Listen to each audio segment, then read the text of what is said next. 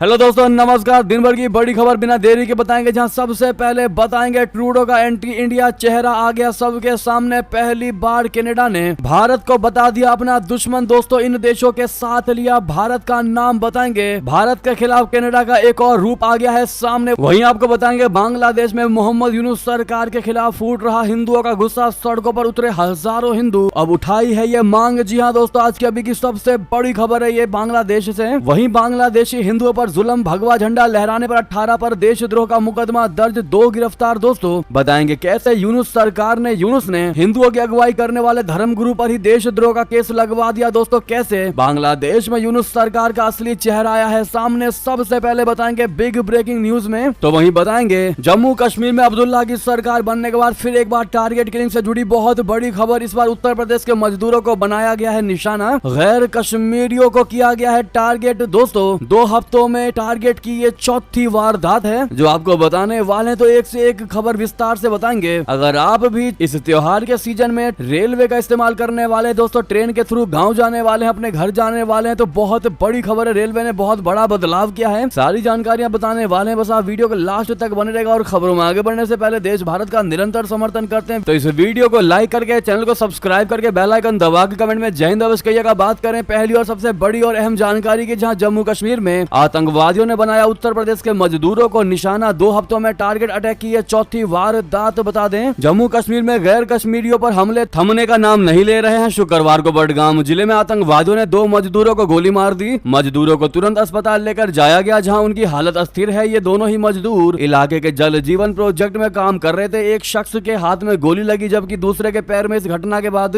इलाके को घेर लिया गया है और आतंकवादियों की तलाश जारी है। ये हमला सेंट्रल कश्मीर के बडगाम के मजहामा इलाके में हुआ है। ये दोनों ही मजदूर उत्तर प्रदेश के रहने वाले थे। इनकी पहचान सुफियान और उस्मान के रूप में हुई है। अटैक की जानकारी मिलते ही पुलिस और सुरक्षा बल एक्शन में आ गए और हमलावरों को पकड़ने की तलाश तेज हो गई। दोस्तों, उमर अब्दुल्ला के मुख्यमंत्री बनने के बाद से प्रवासी मजदूरों और सुरक्षा बलों पर हमले में तेजी आई है। 24 अक्टूबर को गुलमर्ग स्की रिजॉर्ट से 12 किलोमीटर दूर बोठा पथरी इलाके में आतंकियों ने आर्मी के काफिले पर हमला किया था, जिसमें सेना के 3 जवान और 2 आर्मी पोस्टर्स की मौत हो गई थी। इससे पहले करवा चौथ के दिन आतंकवादियों ने जम्मू कश्मीर के गांधरबल जिले के गुंड इलाके में बन रहे अंडर कंस्ट्रक्शन टनल के निर्माण में जुटे मजदूरों पर गोलियां बरसाई थी। इसमें से एक डॉक्टर समेत 7 लोगों की मौत हो गई थी और मरे गए लोगों में लोकल और प्रवासी मजदूर शामिल थे। पुलिस के मुताबिक इस हमले में 2 आतंकवादी शामिल थे। दोस्तों, यानी कि अब्दुल्ला की सरकार बनने के बाद अगर हम टारगेट किलिंग की बात करें तो ये चौथी वारदात है टारगेट किलिंग की। ऐसे में दोस्तों, अब्दुल्ला की सरकार बनने के बाद जो टारगेट किलिंग की वारदातें बढ़ गई है, वास्तव में ये बहुत बड़ा क्वेश्चन मार्क खड़ा करता है अब्दुल्ला की सरकार पर। इस पर आपकी राय तो बनती है दोस्तों। वहीं आपको बता दें, इतना ही नहीं, ये तो रही टारगेट किलिंग की बात, लेकिन सेम डे की खबर है जहां पर बांदीपोरा में भी सुरक्षा बलों और आतंकवादियों के बीच में मुठभेड़ की खबर है। दरअसल जम्मू कश्मीर के बांदीपोरा जिले में सुरक्षा बलों और आतंकवादियों के बीच मुठभेड़ हुई है। घटना के बाद सुरक्षा बलों ने आतंकियों के चारों तरफ से घेर लिया है और सर्च ऑपरेशन शुरू कर दिया है। ये पहली बार नहीं है जब बांदीपोरा में आतंकवादियों और सुरक्षा बलों के बीच मुठभेड़ हुई हो। इससे पहले भी कई बार आतंकवादियों ने घुसपैठ की कोशिश की और सेना के साथ एनकाउंटर हुआ है। साथ ही साथ नेक्स्ट खबर की बात करें, जहां पर ट्रूडो का एंटी इंडिया चेहरा आया सबके सामने। कनाडा ने पहली बार भारत को बताया अपना दुश्मन। इन देशों के साथ ले लिया भारत का नाम। बता दें, भारत और कनाडा के बीच कभी रिश्ते काफी मधुर थे, लेकिन पिछले 1 साल में दोनों देशों के बीच रिश्ते न केवल तनावपूर्ण स्थिति में पहुंच गए, बल्कि रोजाना इसमें तेजी से गिरावट आती जा रही है। कुछ न कुछ सुनने को मिल रहा है। इसी कड़ी में कनाडा ने भारत के खिलाफ एक और भड़काऊ कदम उठाते हुए नए आरोप लगा दिए। पहली बार कनाडा सरकार के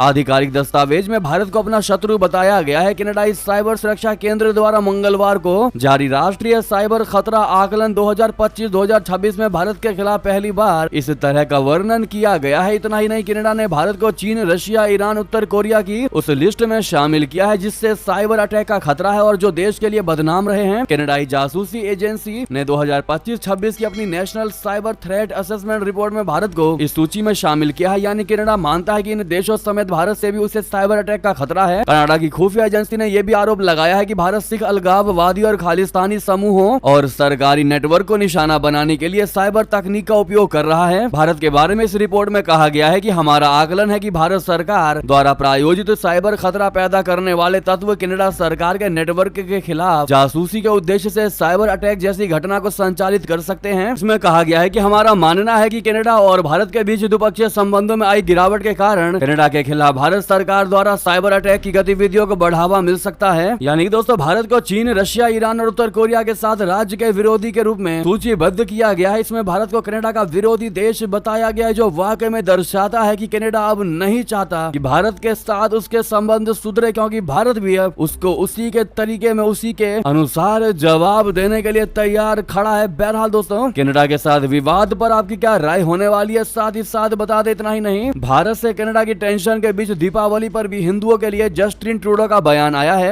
जस्टिन ट्रूडो ने एक्स पर लिखा कि दिवाली की शुभकामनाएं। आज हिंदू, सिख, बौद्ध और जैन परिवार उत्सव, मोमबत्तियां, दिए और आतिशबाजी के साथ अंधकार पर प्रकाश की विजय का जश्न मनाएंगे। इस विशेष मौके पर आप सभी को खुशी और समृद्धि की शुभकामनाएं। ये बयान था दोस्तों जस्टिन ट्रूडो का दीपावली पर, जहां इन्होंने शुभकामनाएं देने की कोशिश की है। लेकिन जिस प्रकार से भारत के साथ दुश्मनी मोल लेते नजर आ रहे हैं ट्रूडो, ये वाकई में दर्शाता है कि हिंदू समुदाय तो बिल्कुल भी खुश नहीं होगा ट्रूडो से। तो वहीं बता दें बांग्लादेश में मोहम्मद यूनुस सरकार के खिलाफ फूट रहा हिंदुओं का गुस्सा, सड़कों पर उतरे हजारों, उठा दी अब ये मांग। दरअसल बांग्लादेश में अल्पसंख्यक हिंदू समुदाय के हजारों सदस्यों ने शनिवार को रैली निकालकर अंतरिम सरकार से सिलसिलेवार हमलों व उत्पीड़न से सुरक्षा देने और इस समुदाय के नेताओं के खिलाफ दर्ज राजद्रोह के मामलों को रद्द करने की मांग की। लगभग 30,000 हिंदुओं ने दक्षिण पूर्वी शहर चटगांव के एक प्रमुख चौराहे पर रैली करते हुए नारे लगाए। देश में अन्य जगहों पर भी विरोध प्रदर्शन होने की सूचना मिली। हिंदू समूहों का कहना है कि अगस्त की शुरुआत में प्रधानमंत्री शेख हसीना की धर्मनिरपेक्ष सरकार के बेदखल होने और हसीना के देश छोड़कर चले जाने के बाद हिंदुओं के खिलाफ हजारों हमले हुए हैं। हसीना की सरकार के पतन के बाद नोबेल शांति पुरस्कार से सम्मानित मोहम्मद यूनुस के नेतृत्व में अंतरिम सरकार का गठन किया गया था। छात्रों का आंदोलन हिंसक होने के बाद शेख हसीना देश छोड़कर चली गई थी। बांग्लादेश की आबादी लगभग 17 करोड़ है, जिनमें हिंदुओं की आबादी करीब 8% है, जबकि 91% आबादी मुसलमानों की है। देश के इस प्रभावशाली अल्पसंख्यक समूह बांग्लादेश हिंदू बौद्ध ईसाई यूनिटी काउंसिल ने कहा है कि 4 अगस्त के बाद से हिंदुओं पर 2000 से भी अधिक हमले हुए हैं। वाकई में ये बहुत बड़ा आंकड़ा होता है दोस्तों, वो भी 2000 हमलों का, जो वाकई में किसी को भी चौंका सकता है एज अ कंट्री। बता दें कनाडा ने कितना बड़ा गेम खेला है दोस्तों। बांग्लादेश में यूनुस सरकार का असली चेहरा निकलकर सबके सामने आया है। हिंदुओं की अगुवाई करने वाले धर्मगुरु पर ही देशद्रोह का केस दर्ज करवा दिया। बता दें बांग्लादेश की अंतरिम सरकार के मुखिया मोहम्मद यूनुस अब सीधे हिंदुओं के दमन पर उतर आए हैं। हिंदुओं पर हमले रोकने में नाकाम यूनुस सरकार अब इन अत्याचारों के खिलाफ आवाज उठाने वाले हिंदू नेताओं और धर्मगुरुओं के खिलाफ देशद्रोह का मुकदमा दर्ज कर रही है। बांग्लादेश के प्रमुख हिंदू धार्मिक नेता चिन्मय कृष्णदास ब्रह्मचारी समेत कई अन्य लोगों के खिलाफ देशद्रोह का केस दर्ज किया है। इन सभी के ऊपर 25 अक्टूबर को चटगांव में न्यू मार्केट चौराहे पर बांग्लादेश को राष्ट्रीय ध्वज के ऊपर भगवा झंडा फहराने का आरोप लगा है। वहीं बता दें इतना ही नहीं, विभाजन की कगार पर दिखाई दे रहा है बांग्लादेश। दफ्तर पर हमले के बाद भड़के शेख हसीना के सहयोगी दोस्तों, पूर्व प्रधानमंत्री शेख हसीना की अवामी लीग के साथ गठबंधन में रही जातीय पार्टी ने शुक्रवार यानी 1 नवंबर को कहा कि प्रदर्शनकारियों ने उसके दफ्तरों में आग लगा दी है। हुसैन मोहम्मद इरशाद ने जातीय पार्टी की स्थापना की थी। ये पार्टी अवामी लीग के नेतृत्व वाले ग्रैंड अलायंस का हिस्सा थी और पिछले 3 आम चुनावों में शामिल हुई, जबकि अन्य पार्टियों ने इसका बहिष्कार किया। न्यूज एजेंसी एएनआई के मुताबिक ढाका में शनिवार को प्रस्तावित रैली को लेकर प्रदर्शनकारियों में गुस्सा था। राजधानी ढाका के काकरेल क्षेत्र में गुरुवार को छात्र, श्रमिक और जनता बैनर तले प्रदर्शनकारी जातीय पार्टी के केंद्रीय कार्यालय के सामने मशाल जुलूस लेकर आए, जिसके बाद हिंसक झड़पें हुई। प्रदर्शनकारियों ने पार्टी कार्यालयों में तोड़फोड़ की, साइन बोर्ड गिराए और पार्टी संस्थापक इरशाद की तस्वीर पर स्याही फेंकी। जी हाँ, तो वहीं आपको बता दें पीआईए की नीलामी में पाकिस्तान का बना मजाक। टाटा का हवाला देकर एक्सपर्ट ने लगाई शहबाज शरीफ को फटकार, कहा भारत से सीखो कुछ शहबाज शरीफ। दोस्तों कंगाली में डूबे इस पाकिस्तान ने अपनी सरकारी एयरलाइंस के निजीकरण यानी प्राइवेटाइजेशन की योजना बनाई थी, लेकिन अब यही उसकी किरकिरी की वजह बन गई है। पाकिस्तान इंटरनेशनल एयरलाइंस बोले तो पीआईए के लिए बोली लगाने वाली एकमात्र कंपनी ब्लू वर्ल्ड सिटी ने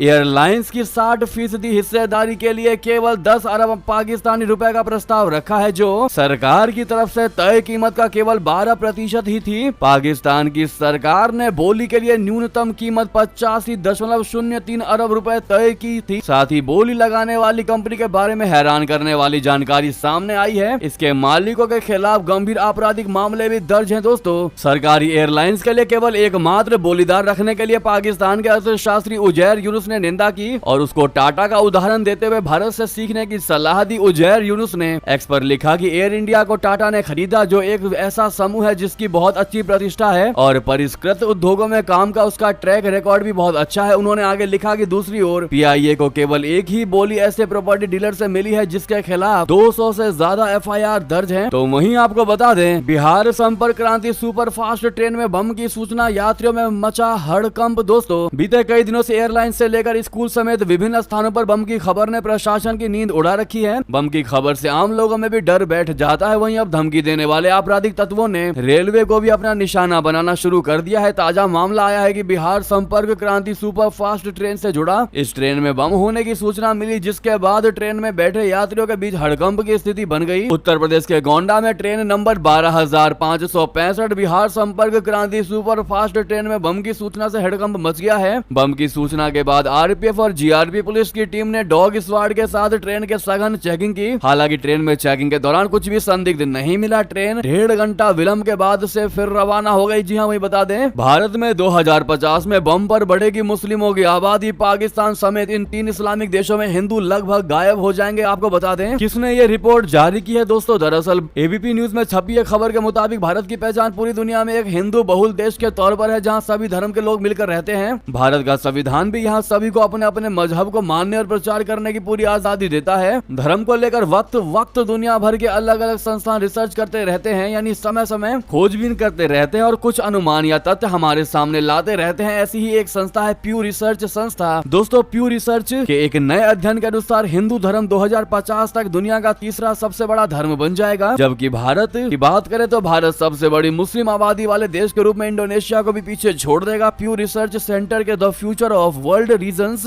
अध्ययन में अनुमान लगाया गया है कि दुनिया भर में हिंदू आबादी 2050 तक लगभग 34% बढ़ेगी, जो 1 बिलियन से थोड़ा अधिक 1.4 बिलियन हो जाएगी। जी हाँ दोस्तों, इस रिपोर्ट में, इस स्टडी में कहा गया है कि ईसाई 31.4% और मुसलमान 29.7% के बाद दुनिया की कुल आबादी में हिंदू 14.9% होंगे। वहीं भारत में किसी भी अन्य देश के मुकाबले सबसे ज्यादा मुसलमान होंगे। जी हाँ, अध्ययन के अनुसार 2050 तक भारत में मुसलमानों की संख्या 310 मिलियन से अधिक हो जाएगी। इस पर आपका क्या कहना है दोस्तों, बताना बिल्कुल मत भूलिएगा। वाकई में प्यू रिसर्च के इस स्टडी ने सबको चौंका कर रख दिया है। दोस्तों, इस पर आपकी राय तो बनती है और वीडियो को शेयर करना बिल्कुल मत भूलिएगा ताकि हर कोई इस खबर को देख सके। दोस्तों, और अभी तक आपने हमारे इस वीडियो को लाइक नहीं किया तो सामने लाइक का बटन है, दबा दीजिए ताकि हमें भी आपसे सपोर्ट मिलता रहे। साथ ही साथ नेक्स्ट खबर बता दें, अमेरिका ने भारत की 15 कंपनियों पर लगा दिया प्रतिबंध। क्या रहा कारण? दरअसल अमेरिका ने रूस के सैन्य औद्योगिक प्रतिष्ठानों का कथित तौर पर सहयोग करने के आरोप में भारत की 15 कंपनियों समेत 275 लोगों और यूनिट्स पर प्रतिबंध लगा दिए हैं। अमेरिकी वित्त विभाग ने गुरुवार को एक बयान में कहा कि चीन, स्विट्जरलैंड, थाईलैंड और तुर्की की कंपनी पर भी प्रतिबंध लगाए गए हैं। इसकी वजह से ये कंपनियां रशिया को एडवांस टेक्नोलॉजी और उपकरण प्रदान कर रही हैं, जिनका इस्तेमाल रशिया अपने युद्ध तंत्र को चलाने में कर रही है। ऐसे में इन प्रतिबंध में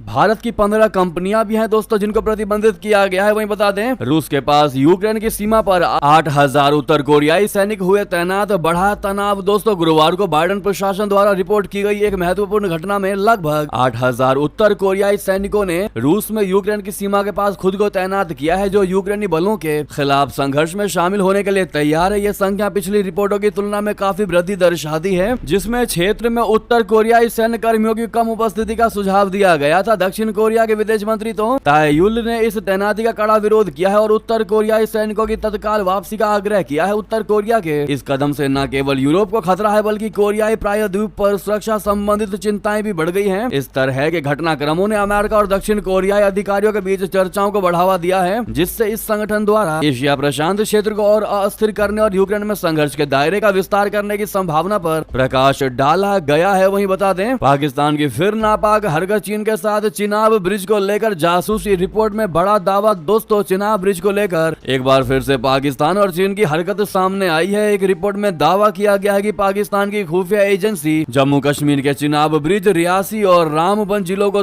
जोड़ने वाले रेलवे पुल के बारे में जानकारी एकत्रित कर रहे हैं। पाकिस्तान की ये एजेंसी चीन के निर्देश पर काम कर रही है। जम्मू कश्मीर में चिनाब नदी पर बना दुनिया का सबसे ऊंचे रेलवे पुल चिनाब ब्रिज हाल ही में परीक्षण को कंप्लीट करने के बाद आगे बढ़ा, जिससे जम्मू कश्मीर और देश के बाकी हिस्सों के बीच कनेक्टिविटी मजबूत होने की उम्मीद है। अब इस पुल को जम्मू कश्मीर को देश के बाकी हिस्सों से जोड़ने के लिए अहम माना जा रहा है। इस बीच न्यूज प्लेटफॉर्म इंडिया टुडे ने एक रिपोर्ट में बड़ा दावा कर दिया। सूत्रों के हवाले से रिपोर्ट में बताया गया है कि पुल के बारे में खुफिया जानकारी या यूं कह ले कि खुफिया तरीके से जानकारी पाकिस्तान और चीनी दोनों खुफिया एजेंसियों ने जुटाई है। इस पर आपकी क्या राय है दोस्तों, बताना बिल्कुल मत भूलिएगा। साथ ही साथ आपको बता दें, ये हमारा त्योहार नहीं दिवाली। जी हाँ, पाकिस्तान में बंद होनी चाहिए दीपावली का पर्व। दोस्तों, दिवाली सेलिब्रेशन पर पाकिस्तान में किसको लगी मिर्ची, किसने ये बात कही? दरअसल सिर्फ भारत ही नहीं बल्कि पूरे विश्व में दिवाली का त्योहार खूब धूमधाम से मनाया गया। हिंदुओं के सबसे महत्वपूर्ण त्योहारों में एक दिवाली है। हर बार की तरह इस बार भी भारत से लेकर अमेरिका तक दिवाली की रोशनी जगमग हुई। हालांकि पाकिस्तानी आवाम को वहां के हिंदुओं का दिवाली मनाना पसंद नहीं आया। Pakistani YouTube channel real entertainment ने दिवाली मनाने को लेकर पाकिस्तानी आवाम से प्रतिक्रिया ली, उनका रिएक्शन लिया। अब इस रिएक्शन वाले वीडियो में पाकिस्तान के कई नागरिक ऐसा कह रहे हैं कि दिवाली बंद कर देना चाहिए। दोस्तों, जब सवाल पूछा गया कि दिवाली पर क्या पाकिस्तान में छुट्टी होनी चाहिए, यूट्यूबर के इस सवाल पर पाकिस्तान शख्स को कहते हुए सुना जा सकता है कि दिवाली की छुट्टी पाकिस्तान में नहीं होनी चाहिए, ये हमारा त्योहार नहीं है। वहीं एक शख्स कहता है कि हिंदू और सिख सिर्फ हमें नुकसान दे सकते हैं, इनसे हमें फायदा नहीं होगा। एक और शख्स कह रहा है कि पाकिस्तानी नागरिक और सेना शेर है, जिस दिन कोई शेर लीडर हमें मिलेगा हम पूरी दुनिया पर राज करेंगे। इस पर आपकी क्या राय है दोस्तों, बताना बिल्कुल मत भूलिएगा। तो वहीं आपको बता दें, अमेरिका ने रशिया व उत्तर कोरिया पर लगाम लगाने के लिए चीन से मांगी मदद। ड्रैगन ने साध ली चुप्पी। जी हाँ, यूक्रेन के खिलाफ युद्ध में मदद के लिए रशिया को उत्तर कोरिया द्वारा हजारों सैनिक भेजे जाने के बाद अमेरिका और दक्षिण कोरिया ने चीन से मॉस्को और प्योंगयांग पर अपने प्रभाव का इस्तेमाल करने का आह्वान किया ताकि तनाव को बढ़ने से रोका जा सके। चीन ने इन घटनाक्रम पर अभी तक चुप्पी साध रखी है। अमेरिका के विदेश मंत्रालय के प्रवक्ता अधिकारी ने नाम ना बताने की शर्त पर बताया है कि इस सप्ताह की शुरुआत में 3 शीर्ष अमेरिकी राजनयिकों ने अमेरिका में चीन के राजदूत के साथ मुलाकात की, जिसमें अमेरिकी चिंताओं पर जोर दिया गया तथा चीन से आग्रह किया गया कि वो उत्तर कोरिया और रशिया के सहयोग को कम करने के लिए अपने प्रभाव का उपयोग करें। तो वहीं आपको बता दें, अमेरिका में राष्ट्रपति बाइडेन और कमला हैरिस ने नागरिकों के साथ मनाई दिवाली। देश भर में जगमगाए मंदिर और प्रतिष्ठित संस्थान। दोस्तों, अमेरिका के राष्ट्रपति बाइडेन और उपराष्ट्रपति कमला हैरिस ने बृहस्पतिवार को अमेरिकी नागरिकों के साथ मिलकर दीपावली का त्योहार मनाया। देश भर में मंदिर और कई प्रतिष्ठित स्थानों को रोशनी से सजाया गया। बाइडेन ने सोशल मीडिया मंच एक्स पर एक पोस्ट में कहा कि आइए इस दिवाली पर हम प्रकाश के इस त्योहार में एकजुटता की ताकत दिखाएं। ज्ञान, एकता, सत्य का प्रकाश हो, स्वतंत्रता का प्रकाश हो, लोकतंत्र का प्रकाश हो, एक ऐसा अमेरिका हो जहां सब कुछ संभव हो सके। जी हाँ, तो वहीं आपकी जानकारी के लिए बता दें, बड़ी खबर, इजरायली सेना ने लेबनान और गाजा में कर दिए हवाई हमले, दर्जनों इमारतें धराशायी, 24 लोगों की मौत की खबर। जी हाँ, इजरायली सेना ने शुक्रवार को फिर से इजराइल और गाजा में हवाई हमले किए। हमलों में जहां दर्जनों इमारतें धराशायी हो गई, वहीं लेबनान के उत्तर पूर्व में 24 लोगों की मौत हो गई। वहीं गाजा में गुरुवार को हुए इजरायली हमलों के बाद 25 लोगों के शव बरामद किए गए। दोस्तों, वहीं बता दें, चीन पाकिस्तान के खुलकर सामने आए मतभेद। विदेश मंत्रालय ने कहा कि चीनी राजदूत का हैरान करने वाला है वो बयान। दरअसल क्या है पूरा मुद्दा, आपको बता दें, चीन और पाकिस्तान एक दूसरे को सदाबहार सहयोगी बताते रहे हैं, लेकिन दोनों के बीच पहली बार खुलकर मतभेद सामने आया है। दरअसल इस्लामाबाद में चीन के राजदूत ने वहां सीपीसी परियोजना पर काम कर रहे चीनी नागरिकों की सुरक्षा को लेकर चिंता जताई। वहीं पाकिस्तान के विदेश मंत्रालय की प्रवक्ता मुमताज जहरा बलोच ने कहा कि चीनी राजदूत का हालिया बयान हैरान करने वाला है और दोनों देशों के बीच लंबी कूटनीति परंपरा से हटकर है। वहीं बता दें, पाकिस्तान में पोलियो वैक्सीन की गाड़ी पर हमला, 5 मासूमों समेत 7 की मौत की खबर। दोस्तों, पाकिस्तान के अशांत बलूचिस्तान प्रांत में शुक्रवार को बड़ी खबर आ रही है। पुलिस वाहनों को निशाना बनाकर किए गए विस्फोट में 5 स्कूली बच्चों और एक पुलिसकर्मी सहित कम से कम 7 लोगों की मौत हो गई। मीडिया में आई खबरों से ये जानकारी मिली है। मीडिया में खबरों के अनुसार विस्फोट सुबह 8:35 पर प्रांत के मसूंग जिले के सिविल अस्पताल चौक स्थित एक कन्या माध्यमिक स्कूल के पास हुआ। जानकारी के मुताबिक आतंकवाद पोलियो वैक्सीन की गार्डिंग कर रहे पुलिस कर्मियों को वाहन को निशाना बनाना पड़ा था। पाकिस्तान और अफगानिस्तान में पोलियो वैक्सीन का काफी विरोध होता है। इन दोनों देशों में पोलियो अब भी खत्म नहीं हो पाया है। वहीं बता दें, बेनकाब हुई कांग्रेस चुनावी गारंटी पर खड़गे की सलाह के बाद हमलावर हुए प्रधानमंत्री मोदी जी। दोस्तों, प्रधानमंत्री नरेंद्र मोदी जी ने कर्नाटक में शक्ति गारंटी योजना के संदर्भ में कांग्रेसी अध्यक्ष मल्लिकार्जुन खड़गे द्वारा उप मुख्यमंत्री डीके शिव कुमार की आलोचना किए जाने के बाद शुक्रवार को विपक्षी पार्टी को आड़े हाथों लिया। उन्होंने कहा कि कांग्रेस लोगों से झूठे वादे करती है क्योंकि इन्हें वो पूरा नहीं कर पाती। प्रधानमंत्री मोदी जी ने कहा कि इस तरह कांग्रेस लोगों के सामने बेनकाब हो गई है। प्रधानमंत्री मोदी ने एक्स पर लिखा कि कांग्रेस पार्टी ये बात अच्छी तरह से समझ रही है कि झूठे वादे करना आसान है लेकिन उन्हें लागू कर पाना कठिन है। चुनाव दर चुनाव वे लोगों से वादे करते हैं जिन्हें वे स्वयं जानते हैं कि वे कभी पूरा नहीं कर सकते। अब वे लोगों के सामने बुरी तरह बेनकाब हो गए हैं। जी हाँ, मोदी जी ने एक्स पर लिखा कि कांग्रेस पार्टी ये बात अच्छी तरह से समझ रही है कि झूठे वादे करना आसान है है, लेकिन उन्हें लागू करना कठिन है। चुनाव दर चुनाव वे लोगों से वादे करते हैं जिन्हें वे स्वयं जानते हैं कि वे कभी पूरा नहीं कर पाएंगे और वे लोगों के सामने बुरी तरह बेनकाब है। तो वहीं आपको बता दें, जूनियर डॉक्टर की हत्या की सीबीआई जांच से खुश नहीं है चिकित्सक, दोबारा आंदोलन करने का किया ऐलान। दोस्तों, आरजीकर मामले में सीबीआई जांच से खुश नहीं, जूनियर डॉक्टर दी अल्टीमेटम, टीएमसी ने कहा हाईजैक हो चुका है आंदोलन। दरअसल कोलकाता में आरजीकर मेडिकल कॉलेज और अस्पताल में जूनियर डॉक्टरों के साथ बलात्कार और हत्या के करीब 3 महीने बाद जूनियर डॉक्टरों ने शुक्रवार को कहा कि वे इस घटना को केंद्रीय अन्वेषण ब्यूरो यानी सीबीआई जांच की गति से खुश नहीं है। वे डॉक्टरों के लिए आंदोलन शुरू करने की घोषणा की है। जी हां दोस्तों, साथ ही साथ आपको बता दें, दिल्ली में छठ पूजा पर रहेगी छुट्टी। एलजी के प्रस्ताव पर सीएम आतिशी का बड़ा फैसला। दोस्तों, भारत में इस वक्त त्योहारी सीजन चल रहा है। गुरुवार को पूरे भारत में, पूरे देश में धूमधाम से दिवाली का त्योहार मनाया गया। वहीं अब अगले त्योहार यानी छठ महापर्व की तैयारियां शुरू हो गई हैं। राजधानी दिल्ली में भी बड़ी संख्या में लोग छठ का त्योहार मनाते हैं। जी हां, अब दिल्ली के मुख्यमंत्री आतिशी ने बड़ा ऐलान किया है। सीएम आतिशी ने 7 नवंबर को छठ पूजा के अवसर पर सार्वजनिक अवकाश घोषित करने का फैसला किया है। बता दें कि दिल्ली के उपराज्यपाल वीके सक्सेना ने पहले इस संबंध में दिल्ली के सीएम आतिशी को पत्र लिखा था। एलजी ने अपने पत्र में लिखा था कि अगले कुछ दिनों में छठ पूजा आने वाली है। आस्था का यह महापर्व 4 दिनों तक मनाया जाता है। तीसरा दिन जब डूबते सूर्य को अर्घ्य दिया जाता है, सबसे महत्वपूर्ण माना जाता है। इस वर्ष छठ पूजा के दौरान 7 नवंबर को अस्त चलगामी सूर्य को अर्घ्य दिया जाएगा, जो पहले से ही दिल्ली सरकार के प्रतिबंधित अवकाशों की सूची में शामिल है। मैं राज्य सरकार से 7 नवंबर यानी गुरुवार को पूरे दिन की छुट्टी घोषित करने और इस संबंध में जरूर फाइल को तुरंत आगे बढ़ाने का आग्रह करता हूं। यानी कि दोस्तों, ये रिक्वेस्ट की थी एलजी ने। बहरहाल इस पर आपकी क्या राय है बताना बिल्कुल मत भूलिएगा। साथ ही साथ बता दें, 7435 स्पेशल ट्रेनें, स्टेशनों के बाहर टिकटिंग मशीनें, छठ पर रेलवे ने किए खास इंतजाम। जी हाँ, हर साल दिवाली और छठ के मौके पर ट्रेनों में भारी भड़कम भीड़ देखने को मिली। इस बार भी नजारा वैसा ही है। इसके लिए रेलवे ने खास इंतजाम किए हैं। रेलवे ने इस साल 7453 स्पेशल ट्रेनें चलाई है। उन्हीं इंतजामों का हाल जानने के लिए रेल मंत्री अश्विनी वैष्णव ने कल नई दिल्ली रेलवे स्टेशन का दौरा किया। इस मौके पर उन्होंने कहा कि दिवाली और छठ बहुत खास त्योहार है। इस दौरान यात्रियों की भारी भीड़ देखने को मिलती है। पिछली बार हमने 4500 स्पेशल ट्रेनों का रिकॉर्ड बनाया था। इस साल हमने उस रिकॉर्ड को पार करते हुए 7435 स्पेशल ट्रेनें चलाई हैं। जी हाँ दोस्तों, बहरहाल ये की सारी बड़ी खबरें। आपको खबर कैसी लगी कमेंट में बताना बिल्कुल मत भूलिएगा। इस वीडियो को लाइक करके, चैनल को सब्सक्राइब करके, बेल आइकन दबा के कमेंट में जय हिंद कहते हुए